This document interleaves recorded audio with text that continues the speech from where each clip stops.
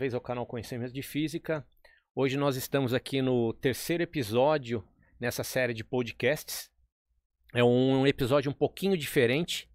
Eu gostaria de cumprimentar todos que seguem o canal, agradecer pelo apoio. Nós atingimos a marca de 1000 inscritos no canal.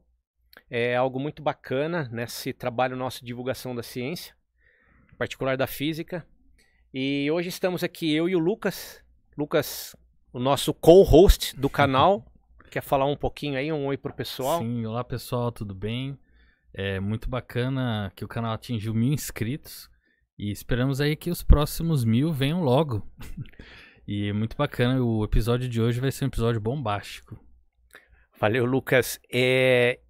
Então, a gente sabe, a missão do canal, na verdade, antes da gente passar de fato para o nosso tema de hoje, é a divulgação científica.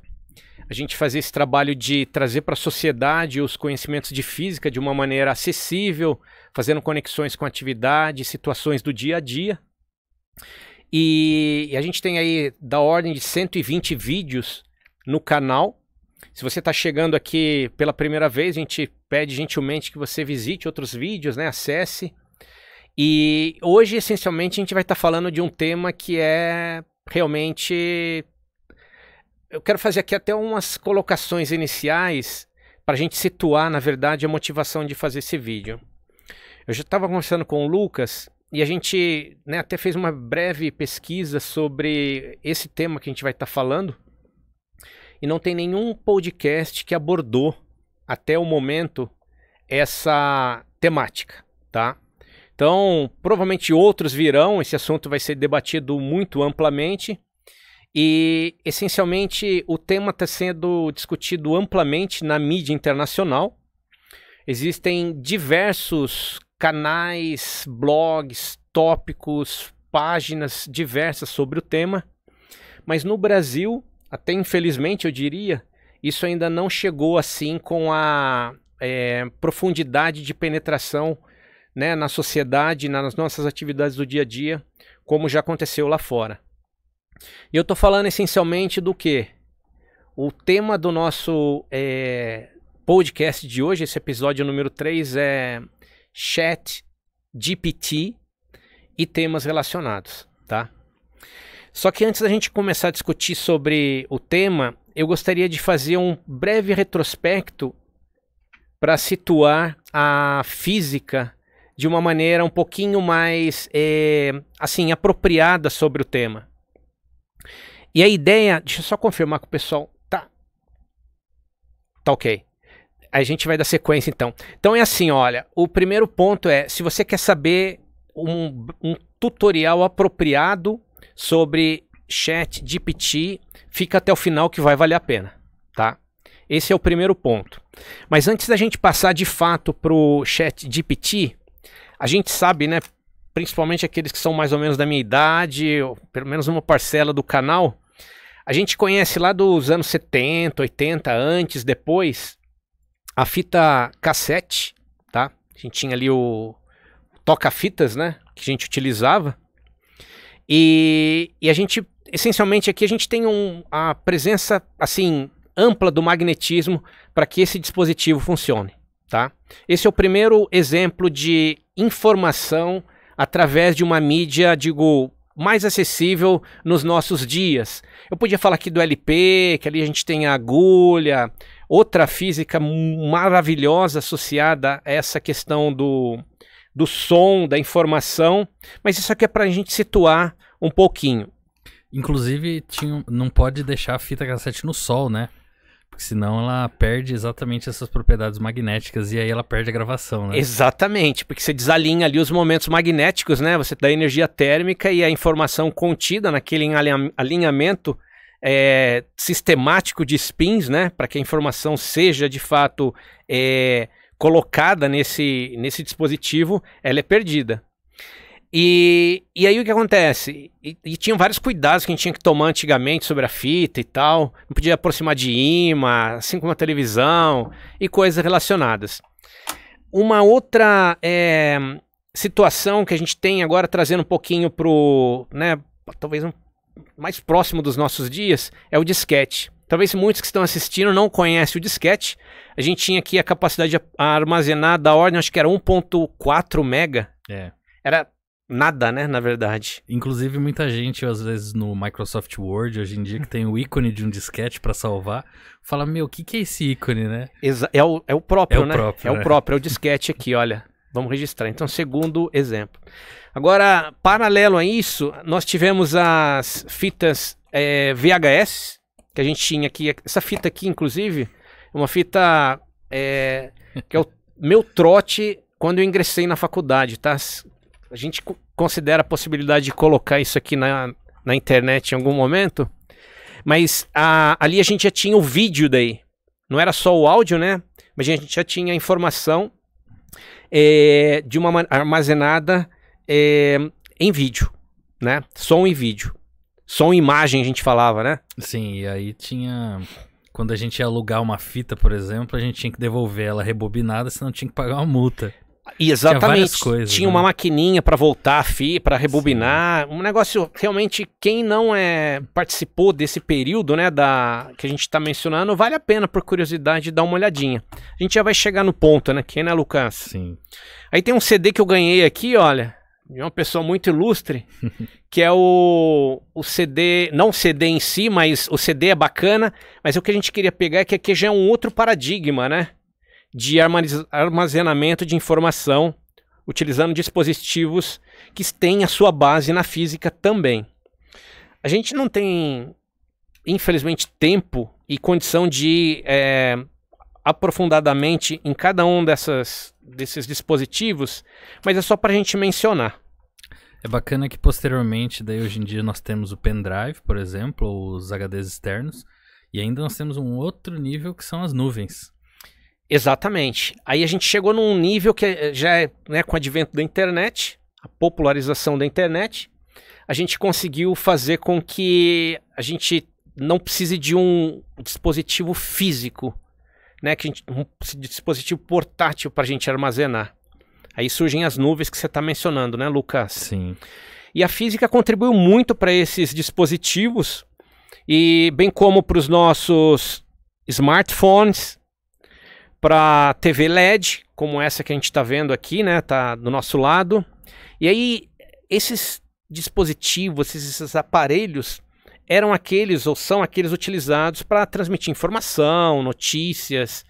E aí surgiu nesse ínterim também a questão da comunicação entre pessoas, utilizando esses dispositivos, né?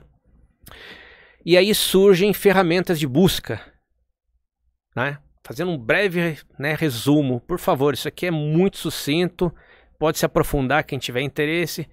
E aí surge os nossos sites de busca.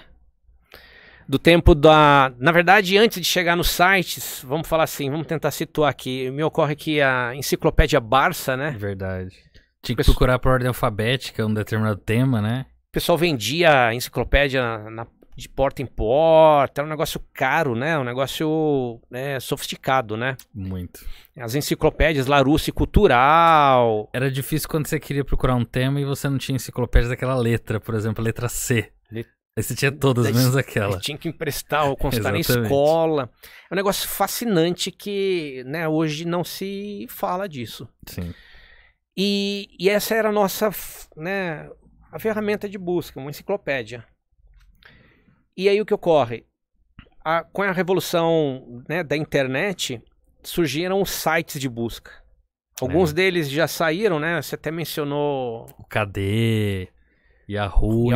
Acho que ainda tem, mas nós temos o mais famoso hoje, né? O Google, né? Mas antes disso teve o Alta Vista, entre outros diversos. Sim. E dentro desse bojo surgiu aí a Wikipedia. Verdade. O Wikipedia. Que, né, é uma enciclopédia que ela é construída por todos nós, na verdade, né? Sim. Todos podemos escrever e criar, aspas, conteúdo ali né, de uma maneira internacionalizada, de uma maneira global, né? Sim. E bastante ampla. E revolucionou tanto que hoje em dia a gente não fala mais, vou pesquisar sobre um tal tema. A gente fala, não, vou dar um Google. Então acabou se tornando um verbo, né? Digo, é popular, né? Exatamente. O Google ficou tão impregnado na nossa vida que surgiu aí vou dar um Google, né? É um negócio fascinante, né? Fascinante. E aí surge o quê? Nesse contexto, os dispositivos eletrônicos, por exemplo, Alexa. Exatamente, são assistentes virtuais que fazem buscas, mas de uma forma... Oi, Alexa, parar. Alexa já tá querendo falar. Alexa, stop. Que Alexa a gente pode dar um comando de voz, é bem famoso hoje em dia, e inclusive associar isso a dispositivos inteligentes, como lâmpadas, ligar ar-condicionado, abrir cortinas. Então é uma evolução, um nível a mais do que o Google, por exemplo. Né? É meio que um smart device aí, né, Alexa? Exatamente. A gente, olha lá, já falei, ela já dá umas... Alexa, qual a previsão do tempo para amanhã? A previsão para amanhã em Rio Claro é de tempo parcialmente ensolarado com máxima de 32 graus Celsius e mínima de 19 graus. Alexa, stop. E o que acontece? Trazendo um pouquinho da física, existe ali um dispositivo piezoelétrico, quando a gente fala, isso é deformado, é transformado em tensão, tem informação que é codificada, isso é buscado no Google, né, ou nas redes sociais, digo, em todas as mídias, né, disponíveis na internet, e essa informação chega para a gente na forma de voz, assim, de uma maneira muito resumida. E agora eu chego no ponto desse podcast. Dessa nossa conversa, né, Lucas? Exatamente, análogo à revolução que o Google trouxe para a internet em termos de busca, nós temos agora a revolução associada às inteligências artificiais. Exato. Isso, puxa, inteligência artificial, né? Difícil definir inteligência artificial, a gente sabe que é fabricado pelo homem, mas é uma maneira de criar ou de sistematizar informação, conteúdo. A gente vai colocar aqui de uma maneira muito, sem precedentes, acho que na história humana, né? A gente pode falar isso, né? E aí a gente chega de fato num recurso de busca numa plataforma que é o ChatGPT. A gente já vai falar o que é, quem criou. E ali o que é diferente do Wikipedia e do Google e outras formas de busca na rede é que nós temos a possibilidade de interação com essa plataforma, né? Sim, é uma interação bem orgânica, você pode conversar com ela como se você estivesse conversando com uma pessoa, né? E é por chat, ou seja, pelo teclado, por isso que chama ChatGPT. E é interessante porque você tem vários níveis que você pode explorar, né? Você pode pedir para explicar um conceito de maneiras mais fáceis, ou até mesmo pedir uma certa inteligência, exigir uma certa inteligência que muitas vezes o Google ele só te dá um mar de resultados. É bem sistemático, é muito pontual, é muito precisa, né, a informação que esse ChatGPT fornece para a gente. A gente vai ver, na verdade, que essa plataforma está disponível, eu consideraria, em todos os idiomas, ou em muitos idiomas. A gente vai fazer alguns testes aqui em português. O português, eu não sou professor de português, mas é muito polido, é muito elegante. E além disso, existem diversas formas de aplicação de exploração, né, dessa plataforma que a gente vai estar colocando para vocês. Então, você imagina uma plataforma onde você pode escrever e perguntar qualquer coisa que você queira saber, e aquilo ali vai te passar informação, vai te fornecer informação escrita, de uma maneira em tempo real, a escrita, de maneira muito precisa. É algo que busca na internet, essa ferramenta, ela busca na internet todo o conteúdo associado à sua pergunta e compacta aquilo ali em poucas linhas. É algo fantástico, né? É fantástico. É fantástico. Só quem realmente sentou e teve essa experiência de conversar com o ChatGPT e começar a entender quão profundo consegue entender. E é isso que a gente está fazendo aqui, né, Lucas? Exatamente. É isso que a gente está tentando trazer para mostrar o impacto, né, que o conhecimento da física acumulado ao longo de décadas hoje permite que essas informações sejam colocadas de uma maneira sistemática à disposição da sociedade para melhorar as nossas vidas, né? olhando sempre pelo lado positivo. Sim. Você pode falar um pouquinho, Lucas, aí dentro do que a gente já, né, vem conversando, como definir daí o ChatGPT? Bom, o ChatGPT, ele é uma inteligência artificial, como o senhor falou, e ele é um algoritmo, ou seja, ele é vamos dizer assim, de uma maneira simples, ele é um código computacional que ele é utilizado de uma forma que ele é treinado para prever as palavras que são escritas e buscar isso dentro de uma rede de dados global. Ou seja, é como se fosse um Google que tem acesso a todas as informações do planeta, mas quem nunca foi fazer uma pesquisa no Google e teve dificuldade em achar uma determinada, por exemplo, uma receita, uma determinada localização. Agora imagine se você pudesse explicar isso como se você estivesse explicando para uma pessoa. Então, ele é treinado exatamente para ter essa sensibilidade, para ter esse critério e olhar e falar assim, bom, então o que a pessoa está buscando é isso. Então ele te dá alguns resultados e você tem a opção, inclusive, de dizer se aquilo que o ChatGPT te forneceu ele é bom ou ruim.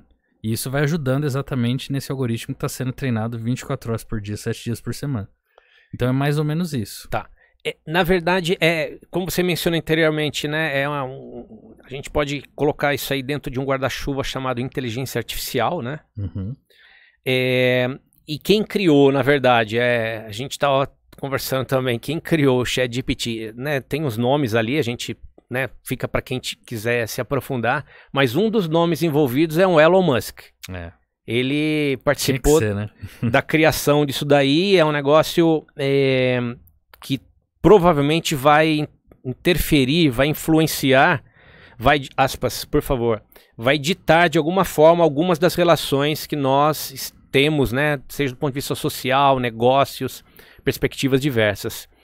É uma empresa particular, uma empresa privada, né, na Califórnia, Sim. É isso? É uma empresa que chama OpenAI, que é Artificial Intelligence, que criou, segundo os próprios criadores da empresa, é uma empresa que tem como objetivo trazer essa inteligência artificial de forma aberta e gratuita, que é o próprio ChatGPT é gratuito. Como está funcionando, né? Exatamente como está disponível agora, análogo a uma ferramenta como Google e outras, né? Sim. Tem um preço, isso provavelmente a gente não vai entrar em aspectos éticos aqui, né? Sim. Para garimpar informações e coisas do gênero, mas esse não é o nosso foco aqui. O foco é mostrar a capacidade dessa ferramenta, e para quem não sabe nada, não ouviu nada, a gente vai mostrar então como poder, né, ou como aproveitar, como explorar essa ferramenta. É isso que a gente coloca aqui como um tutorial para isso, né? Sim. Vamos tentar então,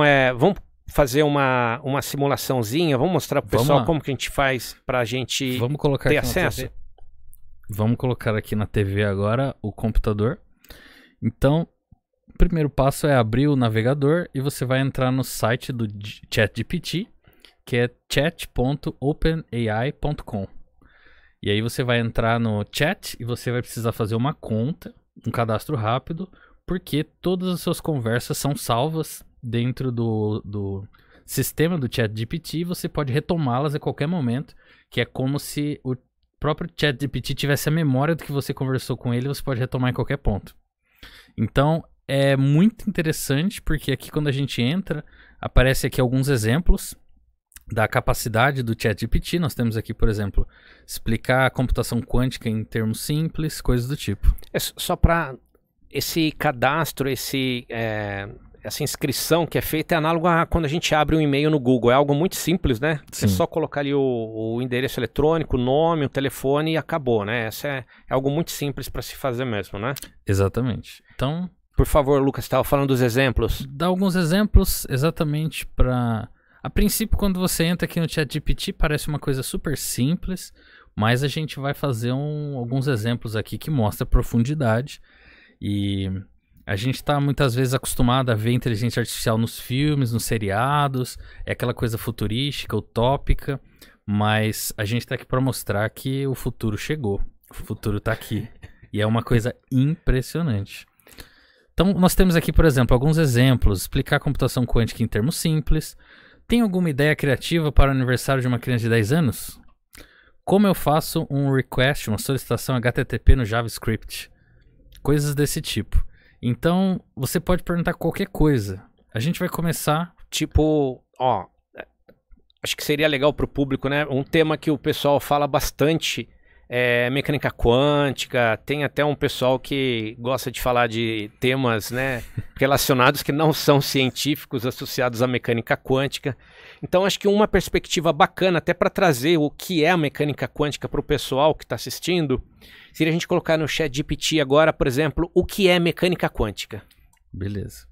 Lembrando que o professor falou, você pode digitar isso em qualquer língua e ele vai te dar a resposta na língua que você conversar com ele. Então a gente coloca lá o que é mecânica quântica. Tá ali processando, né? Processando. Só lembrando que a gente está fazendo em tempo real aqui, pessoal. Exatamente. Pode estar associado à internet, mas é tempo real. Às vezes ele dá uma... Pode dar um bug, né? Exatamente. Inclusive ele tava com vários avisos de Sim. Muitos acessos, assim, muitas pessoas no mundo todo estão acessando e estão sobrecarregando os servidores do ChatGPT. Talvez valha a pena a gente dar um refresh aqui na página. Vamos lá.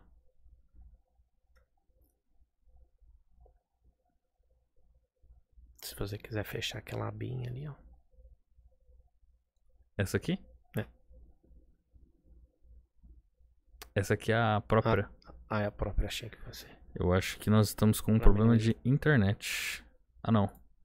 Olha lá, já aparece uma mensagem. Ó. Nós estamos experienciando uma excepcional alta demanda. Então, já mostra que... Tem muita gente acessando, né? Muita gente acessando. Como o professor falou, o mundo todo parou para falar sobre ChatGPT essa semana e nas outras anteriores. Vamos tentar mais uma vez aí. Agora vai. Agora vai. Você quer ler, Lucas? Vamos lá. Então, o que é mecânica quântica? Mecânica quântica é uma teoria da física que descreve o comportamento dos objetos subatômicos, como elétrons e prótons, e também algumas propriedades dos fótons, partículas de luz. Ela foi desenvolvida no início do século XX e é muito diferente da mecânica clássica, que descreve o comportamento dos objetos macroscópicos, como carros e aviões. A mecânica quântica permite a existência dos estados quânticos como superposição e entrelaçamento quântico, que não são permitidos pela mecânica clássica. Também permite a existência de propriedades quânticas como spin e carga elétrica, que são discretas em vez de contínuas. Beleza, aí nesse ponto você pode estar se perguntando, mas qual a diferença de eu fazer uma pesquisa no Google e ler isso ou perguntar para o chat? Agora vem. Você pode falar assim, bom, poderia explicar em termos mais fáceis? Tempos mais simples? Termos mais simples, por exemplo. Fala, bom, eu não entendi o que ele falou. E o que é legal, né, Lucas, é que ele, como você mencionou, ele, né, o ChatGPT, ele guarda, ele armazena a informação que foi discutida, né, nessa sessão ou nesse perfil, e ele já associa, você não precisa falar, olha, podíamos explicar em termos mais simples mecânica quântica. Não, ele já sabe que está se falando de mecânica quântica. Sabe entre aspas, né? Exatamente. Esse tipo de AI, né? Artificial Intelligence, ou IA, né? Que a gente fala no português, inteligência artificial. Ele já tem isso aqui incorporado, né, nessa plataforma. É fascinante. Dá um enter aí pra gente ver, Lucas. Agora, qual é a diferença da primeira pergunta e da segunda? Até esse primeiro ponto, a gente não tem diferença nenhuma com o Google. Agora a gente começa... Então vamos lá. Poder explicar em termos mais simples? Aí ele fala, mecânica quântica é uma teoria científica. Olha lá, ele já começou a mudar as palavras. Que descreve como as coisas muito pequenas, como átomos e elétrons, funcionam. Ela é diferente da física clássica, que descreve como as coisas grandes, como carros e prédios, funcionam. Algumas das coisas estranhas sobre a mecânica quântica incluem coisas podem estar em vários lugares ao mesmo tempo e coisas distantes podem afetar uma ou outra sem se tocar. Isso é diferente do mundo que nós vemos em nossa vida diária. Mas é preciso para explicar como as coisas muito pequenas funcionam. Dá pra dar um continue, não? Exatamente. Dá pra gente falar assim, bom, pode falar mais sobre isso? Ou continue. Se a gente coloca continue, ele começa. A mecânica quântica também permite a existência de propriedades quânticas como spin e carga elétrica, que são discretas em vez de contínuas. Isso significa que essas propriedades só podem assumir valores específicos, em vez de qualquer valor entre dois limites. Por exemplo, o spin de um elétron só pode ser cima ou baixo, em vez de qualquer valor intermediário. Então, é muito legal porque ele já tá... Aí você fala assim, por exemplo, nossa, mas ele falou uma palavra ali que eu não entendi. Por exemplo, spin. O que é spin? Aí você pode perguntar e criar esse diálogo como se fosse, obviamente, que não é a mesma coisa, mas como se estivesse conversando com um professor ali. Não. Em tempo real. A gente vai discutir isso aí, né, na sequência. Exatamente. Você dá acho que dá um stop generating aí, né? Aí. Beleza. Obrigado, Lucas. É fascinante, porque esses textos gerados, eles são inéditos. É verdade. Tem esse aspecto. Eles não são textos copiados de plataformas, eles são gerados dentro desse processo que a gente discutiu inicialmente. E isso é um exemplo, né, de aplicação. A gente podia colocar aqui, por exemplo, algo relacionado à matemática agora, ou cálculo em si, né, para o pessoal da área de ciências exatas, né, algo... Vamos lá, vamos colocar aqui, por exemplo... Uma integral, uma derivada, não? Uma integral, vamos lá. Uma integral. Poderia calcular a integral de, por exemplo, x ao quadrado mais 2 vezes x. Ah lá. E ele já começa a dar. Ele fala, inclusive, qual é a regra que você tem que utilizar. É uma regra de potências, a regra dele, né, coloca ali direitinho a regra, a gente tá vendo ali o símbolo de integral, inclusive, né?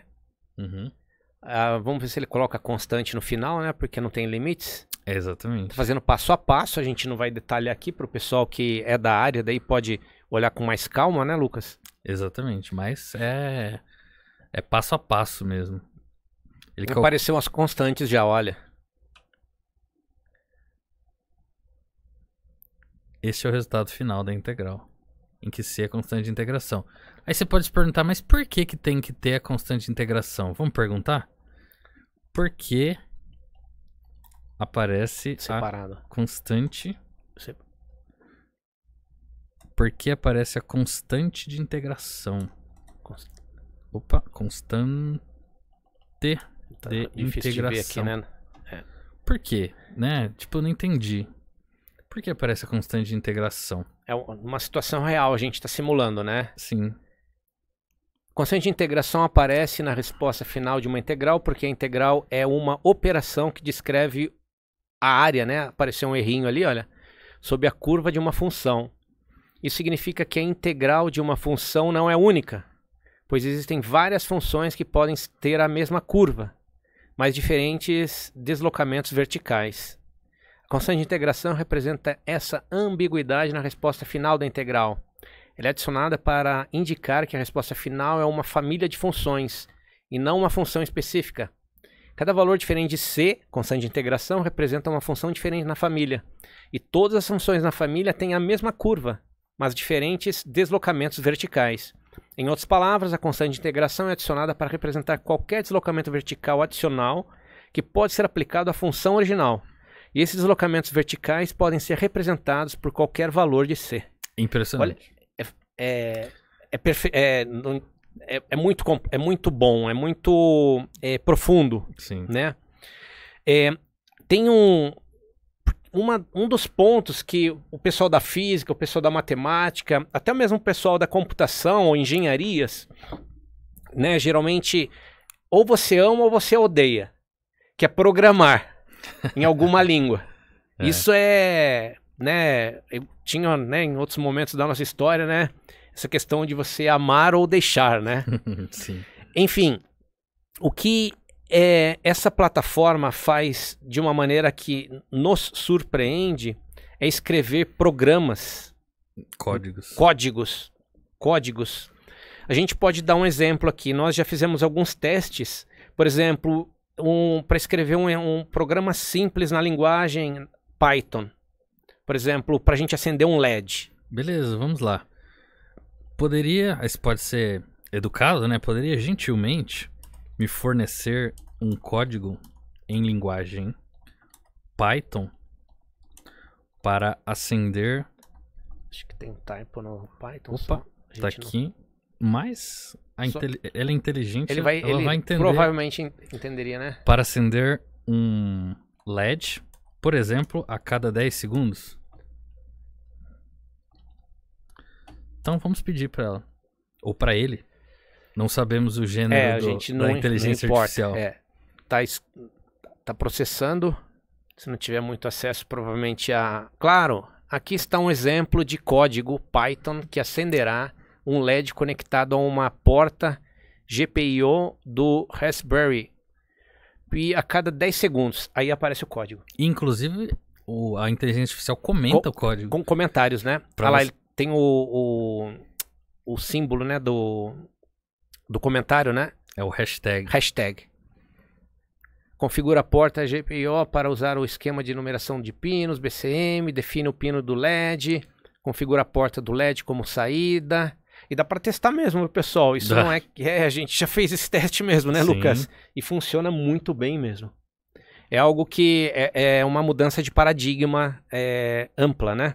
Exatamente. Tem um ponto que eu vou mencionar aqui, enquanto, né, a gente já viu que é um exemplo real, é que as informações, pelo menos nesse momento do ChatGPT, elas são até 2021, as informações armazenadas. Sim. Mas pelo que a gente tem observado, a gente tem lido, essas informações provavelmente vão ficar atualizadas, né, up to date, né, até o momento atual, né, vai ser quase que online mesmo, de fato. Sim. Esse tipo de informação né, colocada à nossa disposição. Então a gente viu aqui exemplos de física, exemplo de matemática e na escrita de um script ou de um código, né, do Python. Exatamente. A gente pode ter também, análogo ao que o senhor falou sobre escrever textos originais. Por exemplo, eu gostaria de um script ou de um texto para um vídeo no YouTube ou um script para um filme. Então vamos colocar aqui, por exemplo... Ou um discurso. Um discurso. Um discurso. Fala um discurso de posse como prefeito, por exemplo. Não que a gente está fazendo, por favor. É só para a gente simular um discurso de posse. De quanto tempo, professor? 15 minutos. 15 minutos. A gente não precisa ler até o final, né? Para não cansar o pessoal que está assistindo, mas... Ó, vamos ser bem específicos. Poderia gerar um discurso de posse de 15 minutos para um prefeito recém-empossado? Nossa, aí sim. Recém-empossado. Vamos colocar aqui, gerar um discurso original. Recém-eleito, acho. Recém-eleito. Original, a gente quer algo que não tem nenhum lugar da internet, nenhum livro, nada. Então vamos pedir. Olha lá, ele já começa. Cidadãos e cidadãs de nossa amada cidade, é com muita honra e humildade que eu aceito este cargo de prefeito eleito. Eu quero agradecer a cada um de vocês por confiarem em mim e me darem a oportunidade de liderar essa cidade maravilhosa. Eu só estou lendo o que está sendo dito aqui, pessoal. Todo um conhecimento. Só para a gente ler mais um pouquinho. Eu sei que temos muitos desafios pela frente, mas eu acredito firmemente que juntos nós podemos superá-los e construir uma cidade ainda melhor do que já é. Nossa prioridade será sempre o bem-estar da nossa comunidade. Vamos trabalhar para a qualidade de vida de todos os cidadãos, independentemente de sua renda, raça, orientação sexual. Vamos investir em saúde e assim adiante. Então é um discurso de quantos minutos você colocou? 15 minutos. 15 minutos, né? Exatamente. E aí a gente para só pra gente pegar e demonstrar aqui o poderio, né, dessa ferramenta. Isso vale também para um vídeo no YouTube, ou como a gente Vamos colocar um? Vamos colocar. Vamos lá, o pessoal geralmente está gerando conteúdo, né? Vai fazer um vídeo do YouTube, tá sem ideia, fala assim, bom, poderia gerar um script de vídeo no YouTube sobre... por exemplo, economia de 10 minutos. E a inteligência artificial simplesmente te dá até a introdução, os próximos tópicos. E você pode daí pegar, imprimir isso e gravar seu vídeo. Então, é muito prático. E aí você, por exemplo, você colocou lá de 10 minutos, ele vai...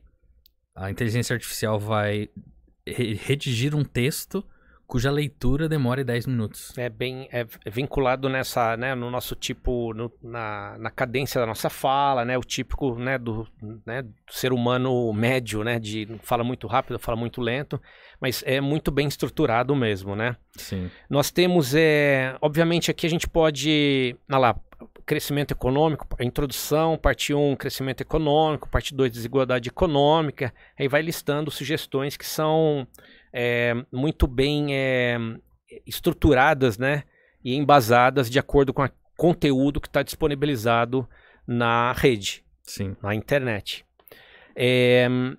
A gente pode parar, né, Lucas? Vamos lá. Ah lá, ele parou, mas... Muitas vezes ele para, por exemplo, você fala para ele redigir um texto de 10 minutos, ele para, aí você tem que digitar continue para ele continuar, e ele continua exatamente onde ele parou. Então é bem legal. Eu acredito que a gente até comentou sobre isso, né?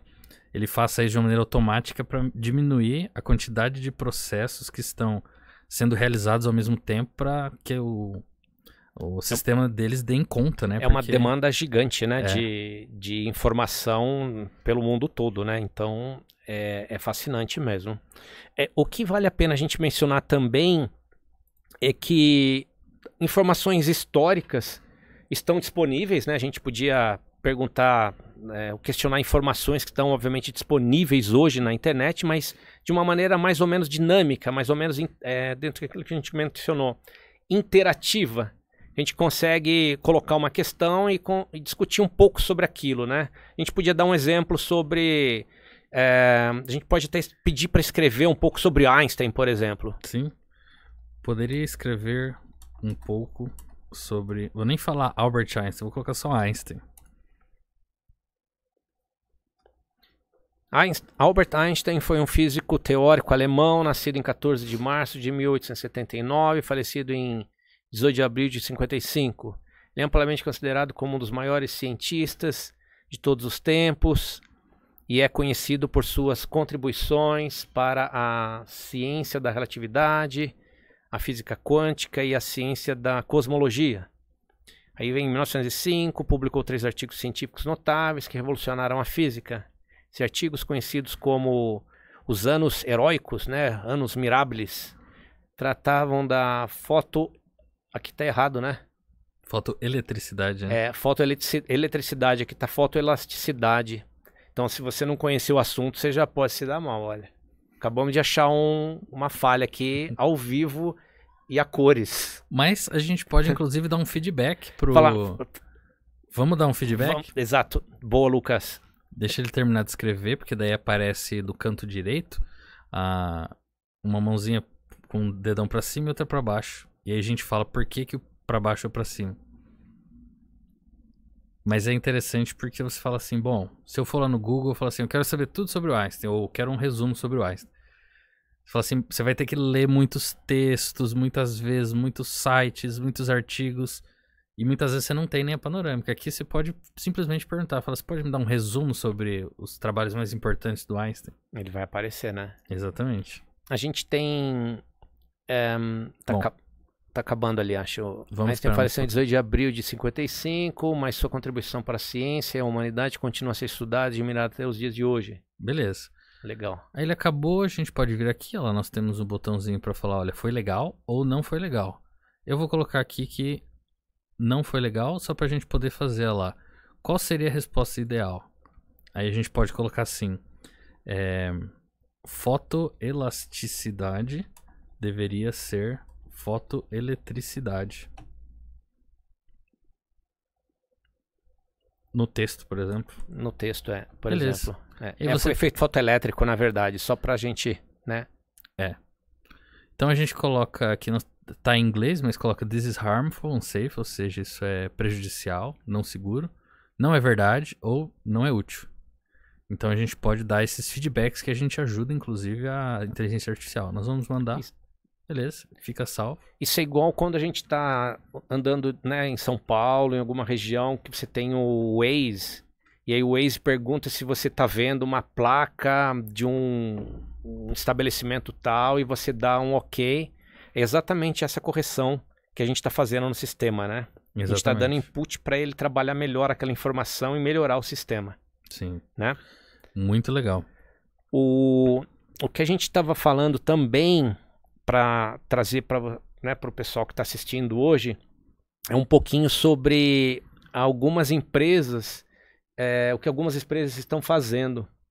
Elas já começaram a utilizar esse tipo de plataforma para tomar decisões, né? Uhum. Existem, a gente não vai em detalhes aqui, a gente não vai entrar em detalhes, mas existe aí um mercado relacionado a esse tipo de aplicação ou utilização dessa plataforma para o capitalismo, né? Exatamente. É óbvio, né? A gente não pode deixar de mencionar, mas tem muita gente fazendo isso, né? Sim, tem muitas empresas que estão utilizando essa inteligência artificial para descrever a situação da empresa, por exemplo, uma decisão que elas devem tomar e pedindo um conselho, um aconselhamento para a inteligência artificial. E a inteligência artificial tem mostrado que ela consegue dar diretrizes assim muito interessantes, até porque muitas pessoas têm até postado no Instagram, no Facebook, que têm usado e tem dado certo. Então é bacana porque o limite dessa inteligência artificial é a sua criatividade na hora de fazer a pergunta. Isso é que é o mais interessante. A gente já vai chegar em alguns pontos que eles são até certo ponto polêmicos, tá? A gente vai tentar trazer um pouquinho para o pessoal essa reflexão também. A gente vai deixar aqui muitas questões, obviamente, em aberto, mas até esse ponto aqui, se você está assistindo até esse ponto, significa que você já sabe acessar a plataforma, já entende um pouquinho do que se trata, né? Uhum. E já pode, né, aprender ou testar a plataforma, obter informações, fazer esse tipo de familiarização. Como a gente viu aqui no caso do Einstein, é possível, obviamente, acessar informações históricas que estão disponíveis nas enciclopédias, na rede social, na rede como um todo. A gente mencionou inicialmente a própria Wikipédia e outros, né, bases de dados, informações, mas tem algo que ainda vai um pouquinho além. Isso aqui toca eu vou tratar 2 pontos agora que tocam amplamente as atividades acadêmicas. O primeiro deles é o seguinte: se você pegar um artigo científico e você colocar ali o link de acesso ao artigo e pedir para ele escrever um resumo sobre o artigo, ele significa para a plataforma, para o AI, né? Uhum. Para Artificial Intelligence, escrever um resumo, isso é feito. A gente não trouxe aqui nenhum exemplo para fazer. A gente pode fazer agora. Vamos fazer? Vamos lá. Isso a gente não planejou, mas a gente pode pegar aí um exemplo de Elastocaloric, um trabalho do nosso grupo, por exemplo. Elastocaloric Effect. Então vamos lá. Então a gente pega, por exemplo, esse artigo do nosso grupo e a gente pega e copia o link e digita aqui. Poderia explicar brevemente o trabalho que se encontra no link abaixo? Escrever bem como se fosse uma pessoa mesmo, né? Ah lá, ele não tem acesso a esse link específico. Ah, é verdade. É porque nesse caso o artigo ele é protegido pela revista, né? O acesso. Bom, nesse caso não, porque o acesso é aberto. Mas em muitas revistas o acesso é aberto. Esse aqui tá aberto. A gente podia colocar o resumo, né? Vamos fazer. Olha lá, ele fala assim: eu não tenho acesso a esse link específico, porém geralmente os artigos científicos publicados em revistas como Nature descrevem uma pesquisa original e detalhada realizada por cientistas que fornecem evidências e resultados concretos que contribuem para o avanço do conhecimento científico em um determinado campo. Aí ele fala desse caso específico, ele já reconheceu qual é a revista, Sim. mas não falou do trabalho, né? Sim. Vamos lá, vamos tentar fazer aqui, copiar o abstract. Vamos lá. Isso dá para fazer com qualquer artigo da internet. Falar, bom, não tô com tempo para ler isso aqui, vamos ver se é do meu interesse. Eu já vou tocar nesse ponto aqui do que você tá falando. Isso é polêmico. Ops. Poderia explicar brevemente o resumo abaixo? Aí eu colo. Este artigo científico discute o fenômeno conhecido como efeito tá errado? É calórico, que é a mudança de temperatura que ocorre sob estresse adiabático. O efeito elastocalórico é bem compreendido e tem interesse particular devido à sua possível aplicação como uma forma alternativa de refrigeração. O artigo apresenta a demonstração de que em baixas temperaturas, alguns milikelvins, os paramagnetos, na verdade reais, podem ser magnetizados quando comprimidos adiabaticamente sem campo magnético aplicado. É a nossa magnetização adiabática. Aí ele continua. Sim. Aqui eu tenho que fazer, agora a gente vai começar a passar por uma parte que é interessante e é talvez para a academia mais importante. É a questão da originalidade quando alguém vai fazer um trabalho. Isso é muito sério. Sim. A questão do desenvolvimento científico, acadêmico. A gente muda o paradigma de como pensar ou de como fazer descobertas, de como aprender um determinado conteúdo. Você que é de outra geração, vê de uma maneira muito específica. O pessoal que está assistindo, mais jovem ainda, vai ver provavelmente sob uma outra perspectiva. E para isso, a gente vai deixar aqui algumas questões assim em aberto. Quais são as consequências disso, por exemplo?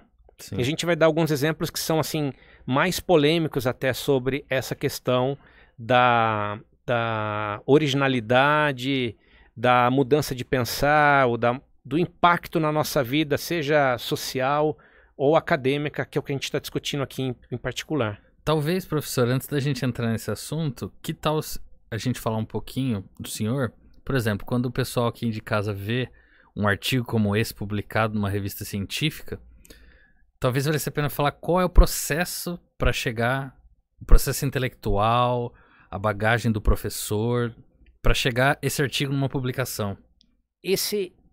Lucas, isso... Bom, só para o pessoal saber, a gente não combinou isso aqui não estava na pauta, mas um podcast é legal que é assim mesmo, né?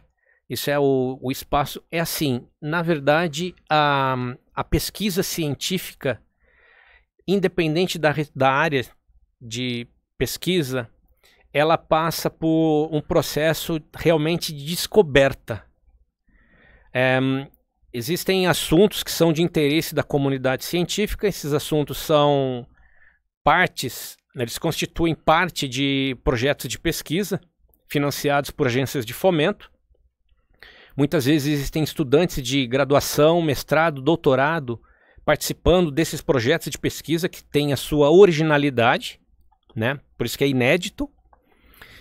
E existe todo um procedimento para isso, né? A gente precisa conhecer a bibliografia da área, daquele tópico específico, o estado da arte, a gente usa esse termo, né? O que foi feito desde a descoberta de um tema, de um tópico em particular ou de uma proposta em particular, até o presente momento. E a gente verifica daí, ou a gente, né, passa pelo crivo científico, a contribuição acadêmica nova, né? Isso pode ser uma descoberta teórica, uma descoberta experimental, é aquela que nós vamos para o laboratório, fazemos experimentos, tem a reprodutibilidade do experimento realizado, é associado, é feita uma simbiose, eu gosto muito de usar esse termo, simbiose com a teoria, né? Entre teoria e experimento, e dali tem uma contribuição inédita para uma área de pesquisa, tá? E esse artigo que você pegou aqui, por exemplo, que é inclusive parte da sua tese de doutorado, ele constitui exatamente esse processo. E aí o que acontece? Feita essa descoberta, passado pelo crivo, tendo sido feita a confirmação daquilo pelos pesquisadores, aquilo geralmente, aquilo significa o conteúdo, ele é escrito, né? É feita a preparação de um artigo, e é enviado para uma revista científica, um journal a gente chama. Uma revista que tem um corpo editorial, uma revista que tenha um reconhecimento internacional. tem ali avaliadores externos, tem uma peneira acadêmica assim já fina, né? Um processo de avaliação daí pela academia ou pelo mundo. E aí é feito essa submissão do artigo, tem um processo editorial, nós temos vídeo no canal sobre isso. Fica aqui o convite para quem tiver interesse em se aprofundar nessa parte do processo editorial, como que funciona isso em detalhes, até como você responde um revisor que, né, tenha criticado o seu trabalho, né, algumas sugestões de como proceder, já, né, até bem conhecido na literatura esse tipo de procedimento. E aí, passando pelos revisores, o editor aprovando, né, dando ou alinhado com aquilo que os revisores colocaram, é feita a publicação. Obviamente a gente não vai entrar aqui também em detalhes se tem que pagar ou não para publicar, se tem waiver, se não tem, qual é a revista, se é importante ou não. Isso também a gente tem alguma coisa no canal. E é muito interessante até de estudar isso para entender como é o procedimento. Agora o ponto-chave, Lucas, e o pessoal que está assistindo aqui, é que esse ChatGPT não faz isso. Não é inédito. Digo, é inédito como colocar as palavras do que já existe. Isso sim é inédito. Mas não existe uma descoberta científica de fato dentro dessa plataforma. Isso é muito bem colocado ali.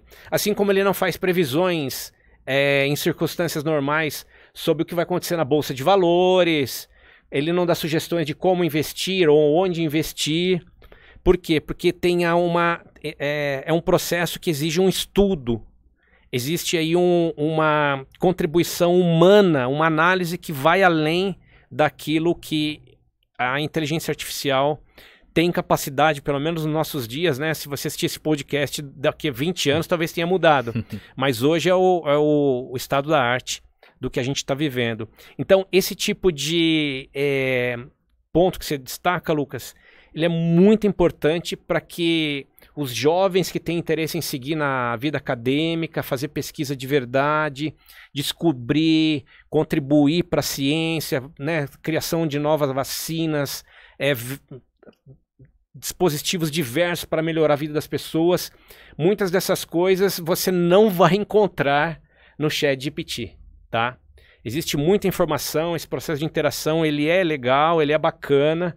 Eu coloco de uma maneira muito relax aqui, mas não é algo que vai substituir as atividades que a gente conhece como core, né, do desenvolvimento científico, acadêmico, intelectual da humanidade. Isso precisa ser enfatizado aqui, eu gostaria de colocar isso aqui em letras garrafais, como professor universitário, que não é o que esse tipo de plataforma promove, né?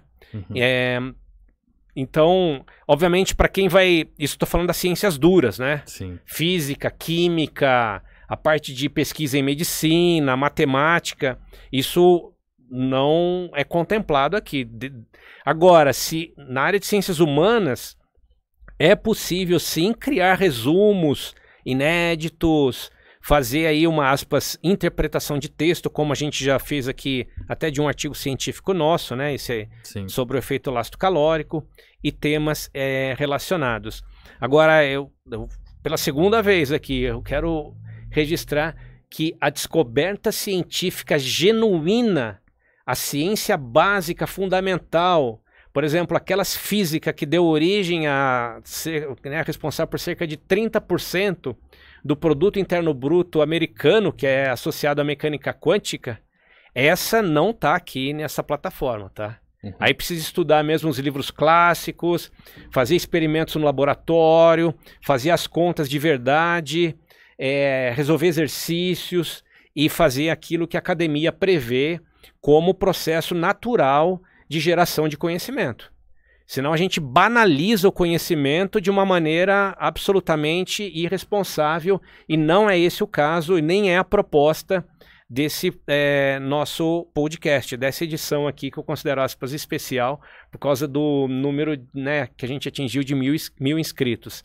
É uma responsabilidade muito grande que a gente carrega em fazer ao fazer esse tipo de divulgação de conteúdo e que fica registrado aqui, né, para todas as áreas do conhecimento, que essa plataforma não contempla uma descoberta científica inédita. Falar, eu vou colocar ali, vou colocar como descrever fenômeno tal. Ele vai buscar isso aí numa base, nos livros que estão disponíveis na internet, em blogs, no Wikipedia, etc, etc. E vai compilar isso de uma maneira sistematizada, mas não é original, não é uma pesquisa, a escrita pode ser, a organização das palavras, para eu ser bastante didático aqui, ela pode ser inédita, mas a quintessência, a base daquilo que está escrito, ela já é conhecida, tá? Então, registre-se isso. Eu aproveito para fazer uma sugestão aqui dentro desse, é um old-fashioned suggestion aqui, uma sugestão à moda antiga, até complementando outros vídeos que nós temos no canal, sobre sugestões de livros, etc. Se você quiser ter acesso, isso vale para todas as áreas do conhecimento, a quintessência de uma descoberta científica, ou de um cálculo, ou de uma obra literária, de maneira genuína, você tem que ir nos originais.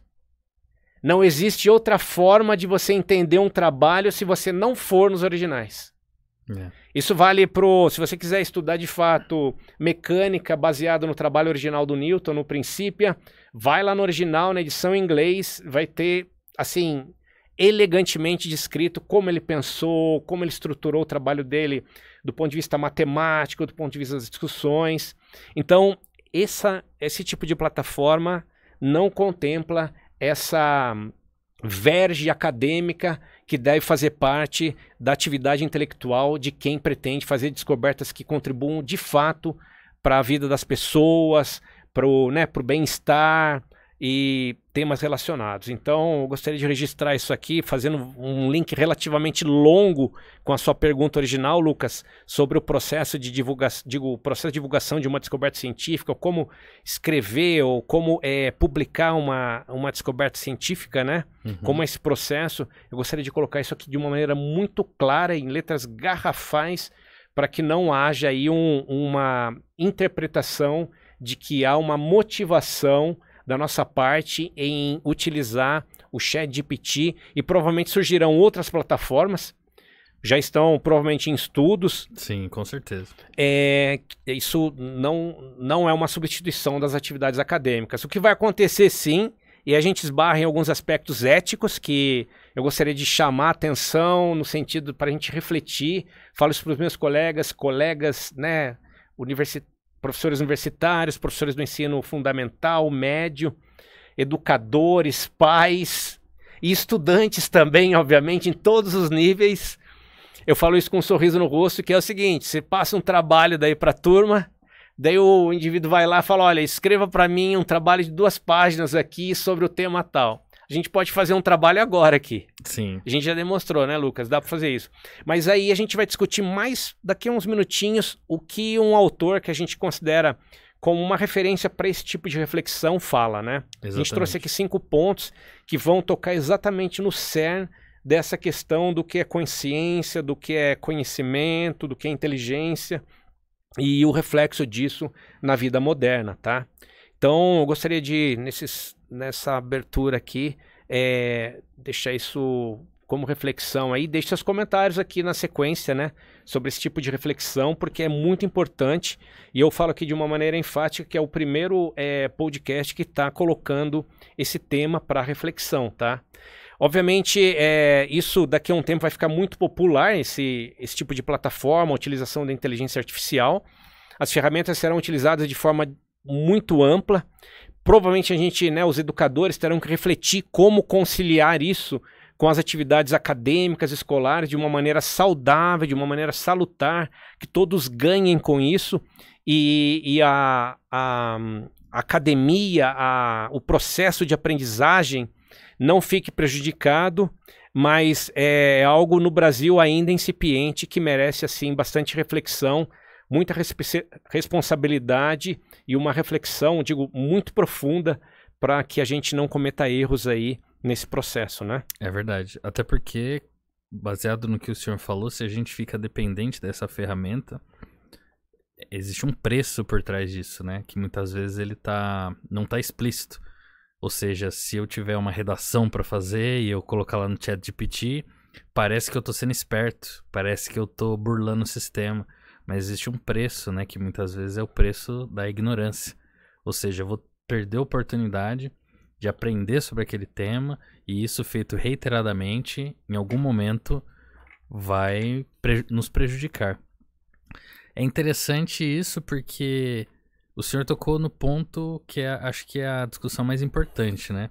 Se o ChatGPT só está conectado a um banco de dados de coisas que já existe, como que uma descoberta inédita pode acontecer, né? Não tem. É Exatamente. contraditório, né? Exatamente. É contraditório. E gera polêmicas, por exemplo, de alguns artigos científicos que colocaram o próprio ChatGPT como sendo coautor de uma publicação.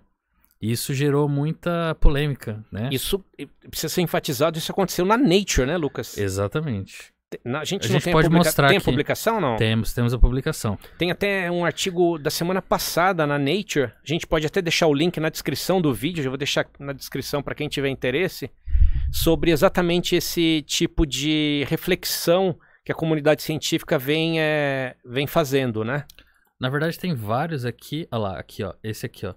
O ChatGPT listou um autor, ChatGPT foi listado como um autor as publicações científicas, e muitos cientistas desaprovam.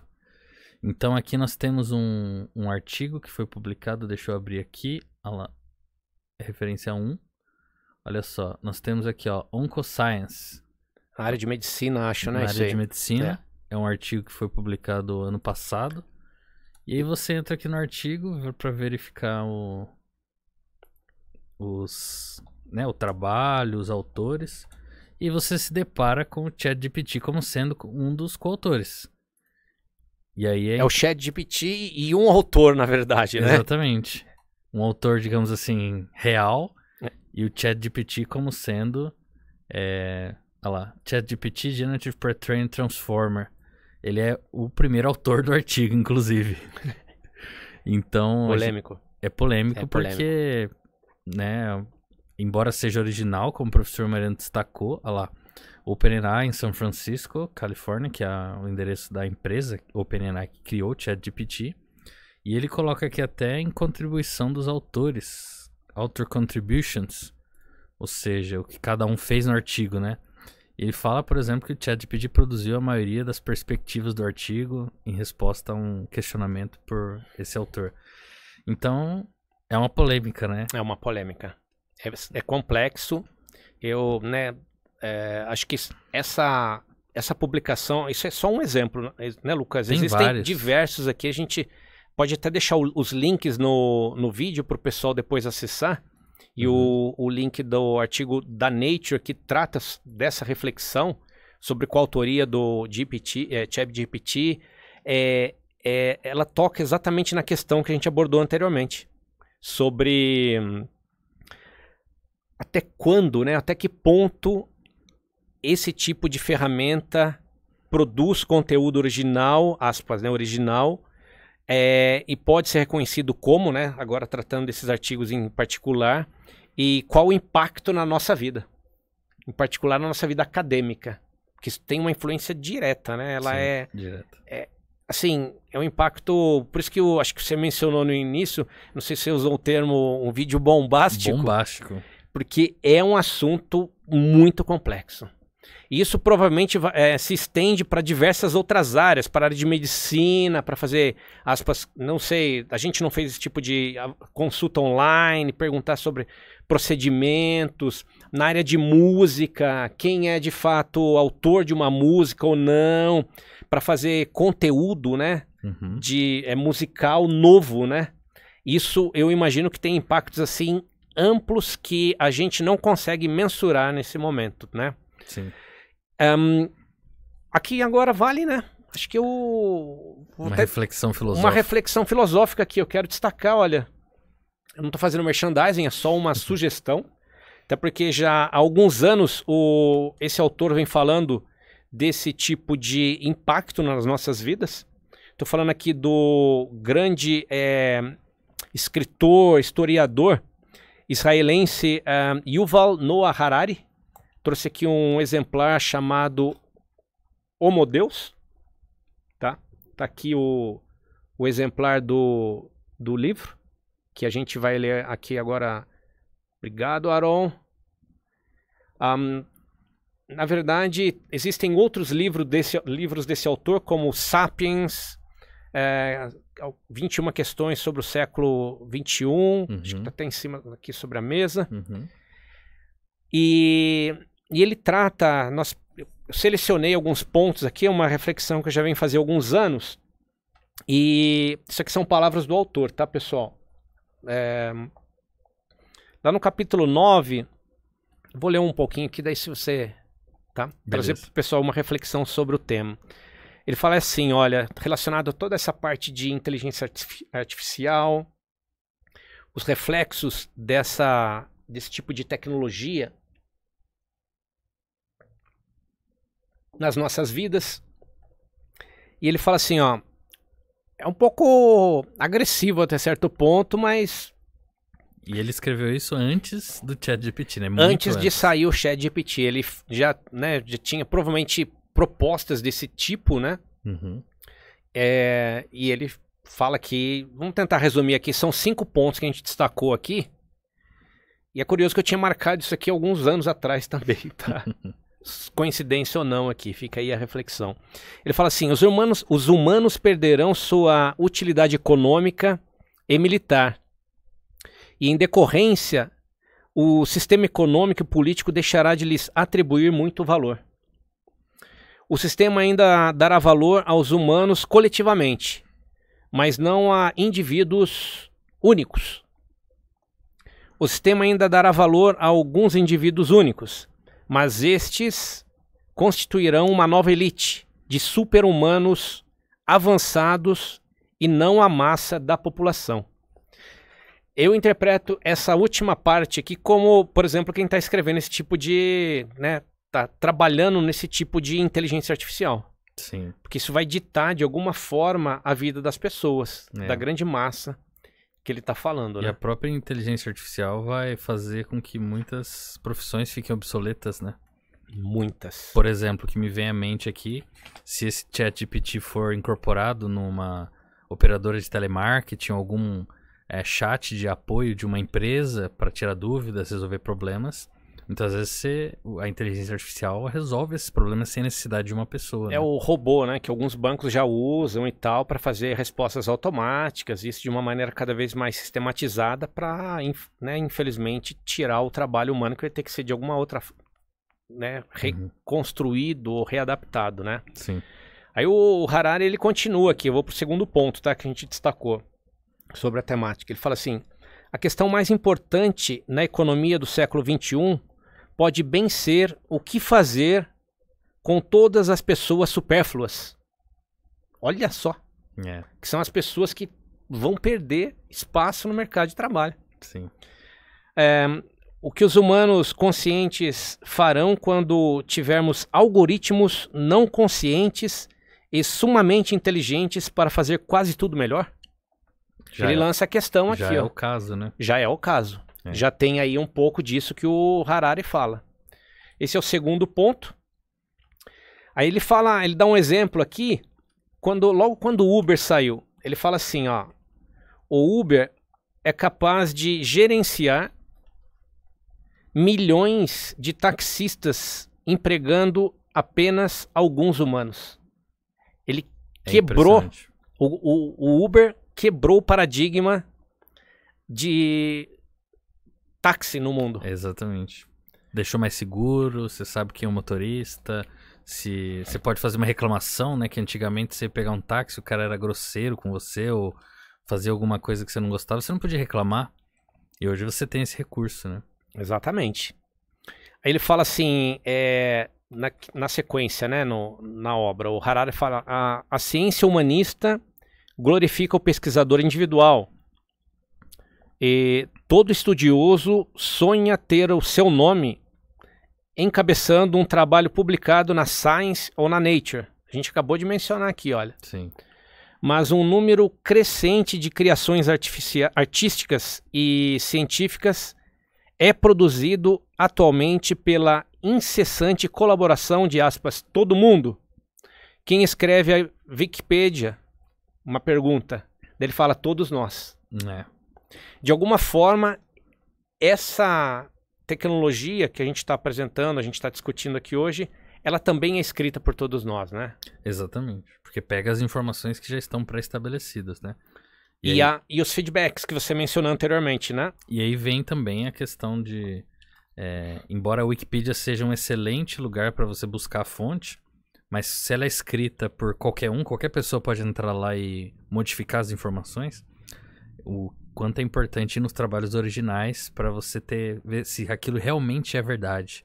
Não simplesmente numa leitura rápida você acredita, aceita e... Superficial, algo volátil, Sim. algo sem nenhum tipo de fundamentação científica, nenhum crivo de fato ou verdadeiramente acadêmico.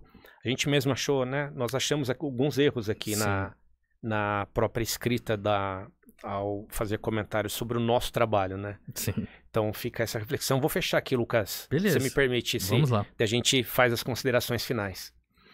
O Harari continua, ele fala assim, agora ele pega... Talvez até mais pesado, viu? Harari... A ciência está convergindo para um dogma que abrange tudo e que diz que organismos são algoritmos e a vida processamento de dados. Esse é o primeiro item que ele lista aqui. A inteligência está se desacoplando da consciência. Algoritmos não conscientes, mas altamente inteligentes poderão, em breve, nos conhecer melhor do que nós mesmos.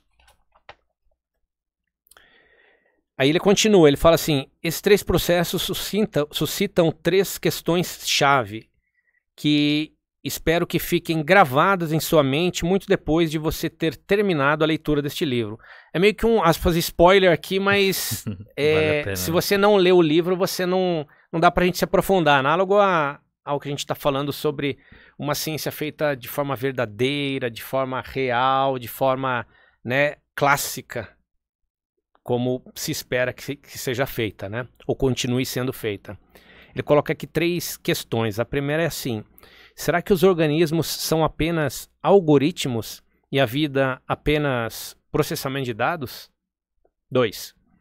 O que é mais valioso, a inteligência ou a consciência? 3. O que vai acontecer à sociedade, aos políticos e à vida cotidiana quando algoritmos não conscientes, mas altamente inteligentes, nos conhecerem melhor do que nós nos conhecemos? Fica aí a reflexão segundo o Harari. Tá? Maravilhoso. Maravilhoso. Acho que com isso a gente fecha aí uma perspectiva sobre esse tema tão amplo, que, né, merece outras discussões, e fica aí para o pessoal o convite para, né, comentar. E a gente pode, não daí através do ChatGPT, mas a gente vai realmente responder nos nossos comentários no canal, se você tiver algum tipo de reflexão ou consideração a respeito dos pontos que a gente fez aqui nessa transmissão, né, Lucas? Sim. Acho que a mensagem que ficou para mim de toda essa discussão é o quanto que essas ferramentas, elas vêm para ajudar no nosso dia a dia. Porque você tem uma liberdade ali no ChatGPT, como a gente mostrou, de descrever qualquer tipo de problema, e ele pode te dar soluções complexas, muitas vezes, que resolvam o seu problema. Mas o quanto a gente tem que se policiar para a gente realmente desenvolver o intelecto, o senso crítico, e não ficar dependente de uma ferramenta geradora de conteúdo. E sim nós sermos geradores de conteúdos originais que não estejam nos bancos de dados por aí. Essa é o grande desafio da academia, né? Sim. É de fato gerar conhecimento, né? Fazer o conhecimento se propagar, né? Ele ser disseminado na sociedade, formar gerações de cientistas, de filósofos, de pessoas que realmente pensam de maneira plena, né? Sim. Esse é um dos pontos, eu acho que a gente tem que colocar aqui a bandeira assim de uma maneira muito enfática, muito alta essa bandeira, para que não haja nenhum tipo de distorção e má interpretação da utilização desse tipo de ferramentas. Até porque fica aqui também, além obviamente, do livro que a gente mencionou aqui do Harari, reflexões como aquelas colocadas por Aldous Huxley no livro Admirável Mundo Novo, né? Ali a questão tem até um filme que vale a pena, tem né, trechos no YouTube, que é o filme do Charlie Chaplin, que é Tempos Modernos. Ele tem aí uma associação com esse livro do Huxley, e também, de uma maneira um pouquinho distinta dessa verge do Aldous Huxley, o George Orwell, né? Sim. Que tem aí uma reflexão também já de tempos sobre esse tipo de tecnologia, a questão da nossa privacidade, a questão da exposição do ser humano de uma maneira muitas vezes indesejada, tá? Vamos fechar então? Vamos. Então, Lucas, foi uma discussão incrível, muito legal, e que venham os próximos 1000 inscritos e os próximos episódios do podcast. Beleza, quer deixar uma mensagem pro pessoal que tá assistindo aí para reflexão, para pensar uma questão meio complexa? Eu acho que, em suma, a grande criação não é usar o ChatGPT, e sim criar o ChatGPT. Isso que faz a gente sair da massa, né, e chegar ali em patamares grandiosos. Então, que a gente não se acomode no ChatGPT e em tantas outras ferramentas que a gente tem, para que a gente consiga avançar cada vez mais na ciência, no conhecimento. Muita gente se questiona, né? Nossa, por que existiam tantos gênios no passado, né? Na época de Newton, depois nós tivemos vários outros matemáticos, físicos. Talvez a resposta seja que não existiam tantas ferramentas, tantos confortos, tanto entretenimento. Então, é uma reflexão para a gente não ficar muitas vezes dependente dessas ferramentas. Legal. Isso é bem...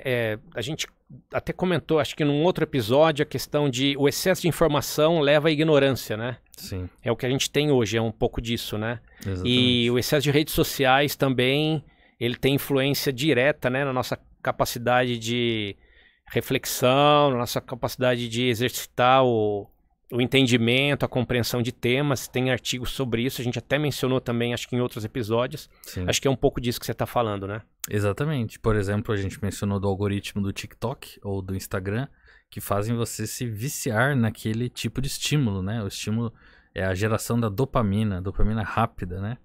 Que fazem com que a gente não consiga parar para assistir uma aula, parar para ler um livro, que a gente quer tudo rápido, né? Acelerar o áudio, respostas rápidas, quando na verdade as grandes criações elas são lentas, são homeopáticas.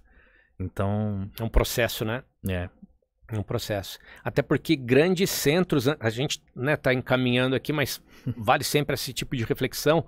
Grandes institutos de física no mundo seguem o estilo de aula clássica, matemática, dedução, no quadro, reflexões, exercícios, como tem sido feito há mais de século. Então, eu tive, né, colegas na período que eu tive o privilégio de morar na Alemanha, onde eu fiz doutorado, que falava que o conhecimento entra, até tá aqui, olha, a moda antiga, ó, pela ponta dos dedos, né? Não dos dedos teclando, mas os dedos escrevendo de fato como deve ser, né? Isso é, acho que, para se refletir e deixar aí para o pessoal também né, contribuir aí dentro dessa perspectiva. Eu vou fechar então, Aron, a gente agradece aqui mais uma vez a acolhida, obrigado a todo o pessoal que tem assistido, ajudado na divulgação do canal, esse trabalho que a gente está fazendo, um trabalho de, aspas, formiguinha, para a gente fazer o conhecimento verdadeiro, né, aquilo que a gente considera o apropriado, né, aquilo que é previsto na fundação da universidade, lá em Bolonha, e antes, que é o conhecimento verdadeiro, a disseminação daquilo que está bem estabelecido, passou por crivos acadêmicos. E o nosso trabalho aqui de divulgação tem essa perspectiva, né? Exatamente. Para as gerações vindouras, que o trabalho, como o Lucas mencionou, ele, né, de descoberta científica, ele é homeopático, ele vai sendo construído de uma maneira gradativa, né?